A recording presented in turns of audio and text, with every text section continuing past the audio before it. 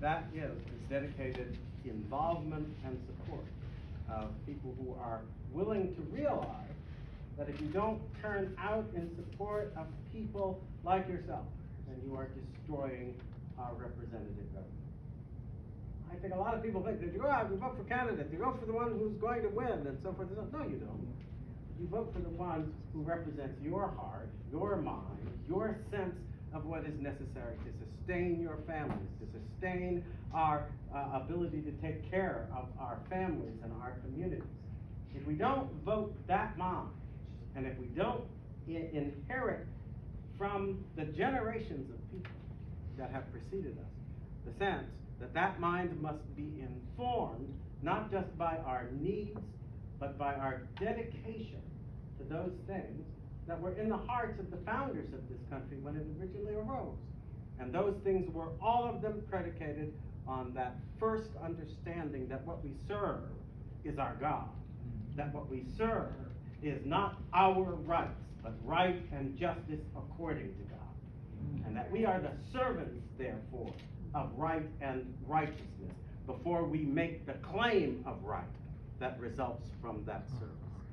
And I think when we have people of common sense, but most important, who combine that common sense with courage, with the willingness to stand up, as Neil Friske has stood up. You've got to be willing to stand against the folks who will not tell the truth, who will instead be promoting whatever they think is going to get the most votes and lure people into supporting them when in point of fact all they represent is their own ambition. I think we need people who represent the decent ambitions of our family lives, the decent ambitions that we would like to see become the focal point for the aspirations of our children. And we need to elect them and support them, not just because they are winners, but because at the end of the day, as they do their job, as they respond to God's will in their courage, we are in fact doing what we must do in order to preserve the future for our families and for our country. And I think that the turnout tonight, I love the thought that people come together in order to lift up somebody like Neil Friske and make sure that we don't waste what God has in point of fact given us as an opportunity, not just to elect one person, but to elect one person who, in doing the job that God requires, is also inspiring people to both imitate him and lift up others who are like him. And so I want to spend a few moments talking about the fact that we're now operating in that mode in a way that we have to appreciate, though I think that folks here in Michigan might appreciate it a little better than others, because we are in the midst of a situation in which the real assault on our existence as a free people is taking place. And that assault, of course, has a focal point. And I have to speak a little bit about that focal point because, you know, it's one of those truisms that when you're in battle, you should make a supreme effort to know your enemy. Because otherwise you're going to get to know them by their victory, when if you had gotten to know them, they would have been defeated. And I think we need to take a look at who the enemy is today. And I hate to put it in those terms because I can remember a time, by the way, when I could talk about American politics. And I wasn't talking about two parties, one of which was the enemy, and the other of which was the hope of the country. I think that for a long time, most of the time I was growing up, I would have to say, I think we had two parties, and both of them were American parties. Both of them were parties that understood the foundations of the country, that were actually committed to the task that was set at the beginning by the folks who founded the country, a task of self-rulership that was unique in the history of mankind. Do we understand that? I wonder if people understand it anymore. Well, there weren't any countries, and I've thought about this a lot, read into the history, looked at the background, and people always, when I was going through undergraduate and graduate school, talking about these kinds of things, they would always lift up Athens. Athens was the first democracy. Athens was the great democracy, and so forth. You do realize that Athens came nowhere near drawing together all of the people of Athens under the banner of responsible leadership in the way they took care of their country. And if you want to believe that somebody has done this before, you will be mistaken. And they have certainly not done it before in a context that eventually was so inspiring to people all over the world that folks of every race, color, creed, and kind were moved to come be a part of this endeavor. And some folks like to say, well, they were just come for money or so much. No, they weren't. Because most of the time you had to face danger and a whole bunch of hard work. And that's what you were going to get in America. Why would people come from all over the earth knowing that they were going to have to work for it? And they were going to have to risk their lives for it. And they were going to have to contend with others who were going to compete vigorously in order to achieve the same goals that they were trying to achieve. I think they did it because they were moved by the vision of a country in which that was going to prove that people from everywhere were capable, in fact, of lifting up a nation like no other nation the world had ever seen. A nation of nations that eventually it was able to encompass, and does to this day, people of every race and color and creed and kind under a banner that was initially proclaimed, not on behalf of this race or that race, but on behalf of the human race. Because we are all of us created with an endowment from God that allows us to have and realize a potential as long as we are willing to act in accordance with His will. And I think this country has proven that. I know that there are those who would go around, especially, oh, Alan, you're a black guy. How can you stand up saying America was the slave power and it had slaves and so forth? By the way, I think people ought to check out the facts every now and again when they talk about it. If there's some part of the world that was untouched by enslaving other people, show it to me. Because I have looked for it and have been unable to find it. Okay? The temptation of human beings, one with the more power or the more money or the more this and the more that, to enslave others, has been one of the hallmarks of human war and disaster and history. It was also the backbone of a lot of success for the conquerors, because they could have that manpower in order to build a future that aggrandized themselves. So it isn't slavery that was different in America. At the end of the day, I think it wasn't slavery that made the difference. What made the difference was that the fundamental premises of the country drew people to this country who were not, at the end of the day, people who thought that they were going to be given a future by the work of folks they had enslaved, but who knew that they were going to create that future only if they were willing to commit themselves to the work of building it on behalf of themselves and their families. And I think that eventually won out. And thank God it did.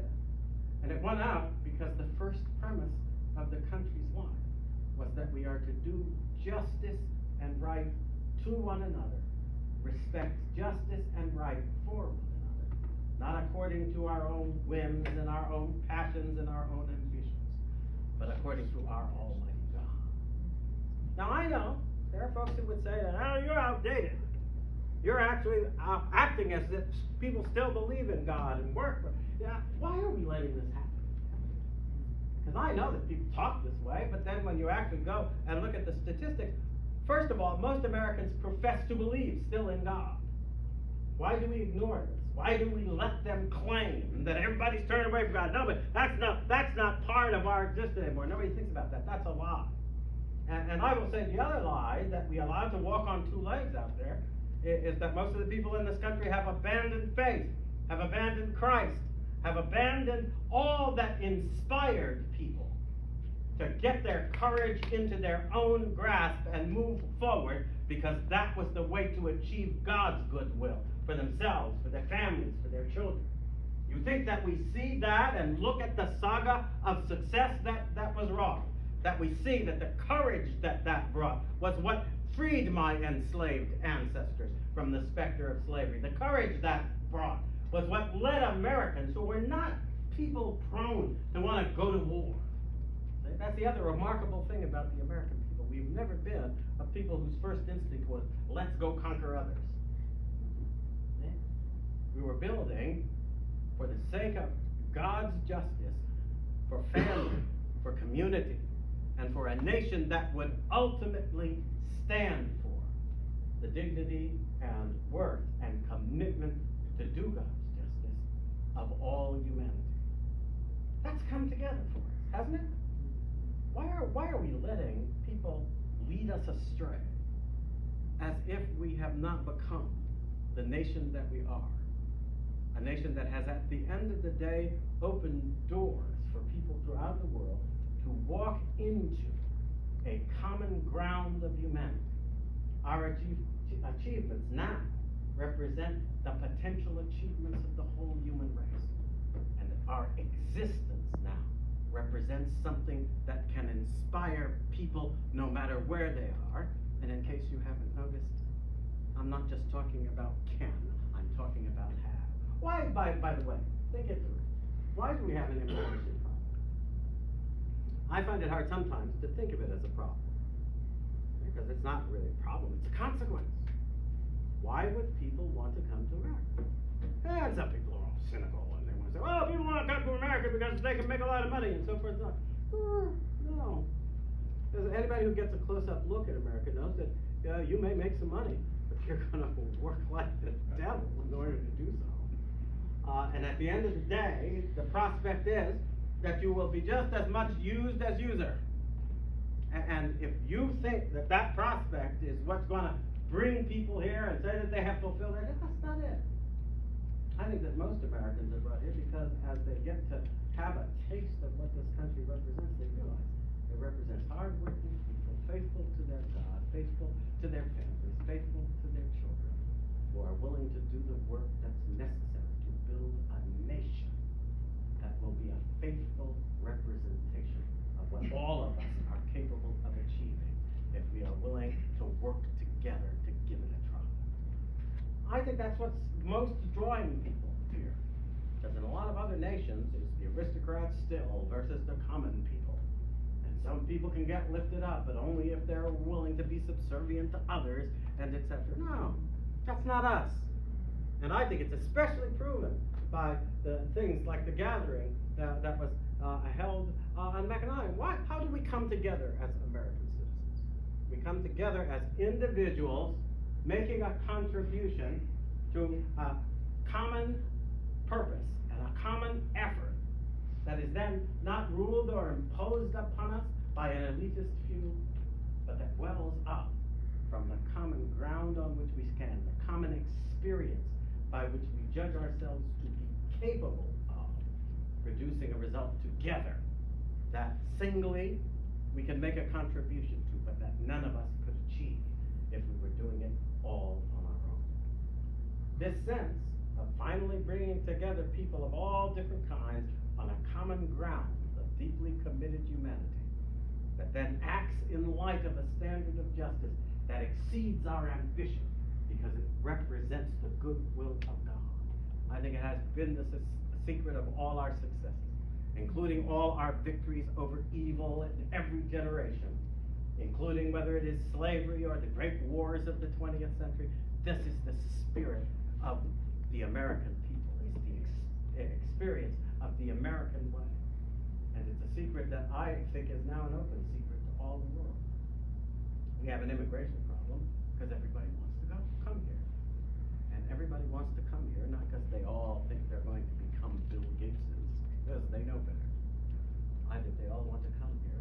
They all want to have that kind of satisfaction that results from having been able, just by proving your own commitment to yourself, your family, your dignity, and your God, to reap a fruit that has been withheld from others, whether because that fruit is not allowed or because its existence is and the credit for it is claimed by others instead of by those who actually produced it. And all of us, as we gather here today, and as we elect representatives who are going to speak from the heart that understands who we have been and who we are, I think that's what's going to make the future of the country.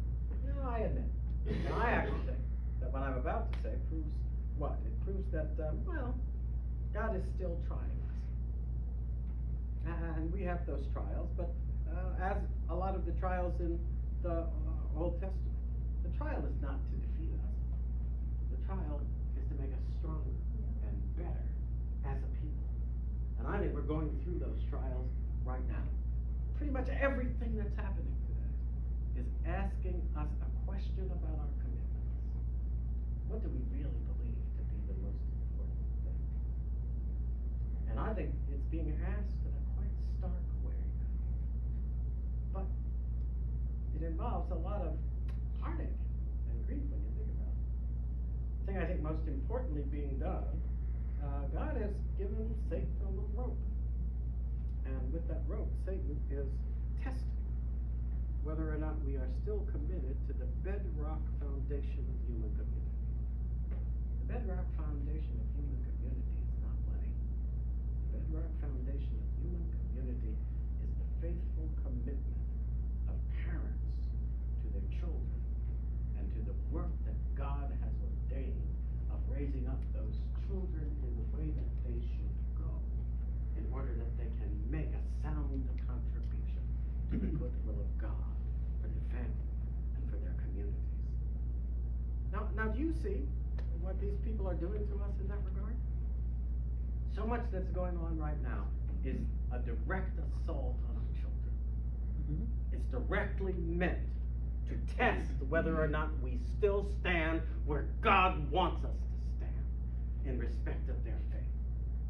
So that we are not willing to give up the truth of God's goodwill and let them then be mired in a sense that the only thing that matters is their own passions and their own ambitions and their own will and their own pleasure, because we know that at the end of the day, that falsehood will lead them all into a corruption that destroys their life, the life of their families, and the life of their community. But there are some forces at work now that want that to happen. And here I have to be blunt about it. Because I used to try to pull my punches, because I actually thought that I shouldn't be going on as if it was all, as they used to say, black and white. As if it was one side was good and the other side was evil. I'm sorry, y'all. I think it's time we woke up to the truth. At the moment in this country, one side is evil. It is thoroughly evil. It is committed to the destruction of our children's good being, of our children's foundation. It is committed to the destruction of those children even before they are born, in order to inculcate in all the rest a sense that respect for life is not a matter of obligation. It's simply a matter of the decision that is going to be most convenient for individual ambition, achievement, and lust. What is that about? Well, it's about destroying conscience. It's about destroying that sense that we have an obligation to a power in the universe higher than ourselves, to walk a walk that is careful of the lives of others, careful of our obligation to nurture not only respect for ourselves, but respect for all of them. But that's a test, isn't it? It's a test of whether we still have the kind of understanding that motivated the people who founded the country, motivated the people who opposed evil in the country, including evils like slavery. I marvel at the fact that the anti-God, anti-American Democrat Party actually thinks we all ought to listen to them as they bleat about the evils of slavery. Meanwhile, most of them subscribing to ideologies that are all about enslaving everyone. Well, I don't say, oh, we don't want to enslave whites and have black people enslaved by whites. Look, we just want to enslave the whole human race and have them enslaved to the people who are willing to commit themselves to the inhuman ideology that treats us as if we are workers and slaves, rather than human beings endowed by our God with a destiny that fulfills His will, not the will of any master, but our Lord and God. I think most of us still have to respond. Our hearts beat high, as they used to say, when you remind us of that destiny. So what do our politicians do? I think one of the things that's missing from is that dedication in our leadership to once again remembering that as a people we exist not to aggrandize our power, but rather to prove that we are dedicated to lifting up the goodwill of God and letting America become an example of what happens in a country when that goodwill is served. I meet more people around the country when I go to speak who have that sense of fervor than anything else. And I think we have allowed something to happen in the country I don't quite understand. Why is it that we keep lifting up people? Some of them have money, maybe that's the attraction, I don't know. Others come forward and say, we want to work, we want to free people, we want to help communities rise, and so forth. And then when you look at their results, how many people think that the results, that all these folks, and particularly I have to say, I keep singling them out, but let's be clear, and I am clear. I think the battle today is against a pro-God party and people, and those who have decided to banish God and who are now committed to inflict evil instead of good. We are dealing with a party that has become anti-God, and by becoming anti-God has become thoroughly anti-American. You cannot be able if you have abandoned that allegiance, which was the first spoken allegiance when this whole country, this whole nation appeared. To whom did they appeal? And from whom did they draw their claim of authority? It was not from their victories, for they had not been won yet. And it was not for all their accomplishments, for they were what hung in the balance. They lifted up the name of God, the will of God, and the justice of God. And time and again throughout our history, even when they moved ultimately against the defaming reality of slavery, what were they moved by? The need to satisfy that standard of God. Until finally we saw that standard of God being raised and proven by the sacrifice of our troops in far-flung places throughout the earth, in wars that all of them were fought in the name of defeating evil and tyranny and uplifting justice and liberty in their place. We must fight against all those who want us to forget this heritage. We must insist in our prayers and in our actions and in our courage that we will continue to be that people which has come to the aid of the human spirit every time we were called upon to do so, and who mean to do so again and again and again until all over the world those who would repress the spirit of liberty understand that it cannot be repressed as long as people hold on to their courage and their cause. I think that's what we are as a country. That's what we're supposed to stand for. And I'm glad to say that I feel like I'm in the midst of people. I have felt it this whole time I've been in Michigan. I am certainly in the midst of people who share that heart. And who are committed. Thank you for the opportunity of joining you here in this meeting. Thank all those who were part of the opportunity I enjoyed with the Michigan Republican Party and the GOP. I want to thank you. But most of all, I don't want to thank you for anything you're doing for me. Because like a lot of people my age, I wake up every day realizing that, whatever it is I may think, I'm not going to be here all that much longer to think it. But when I take courage and encouragement from is all that I see going on, which in this seemingly beleaguered time proves that we are still a people who will get all of liberty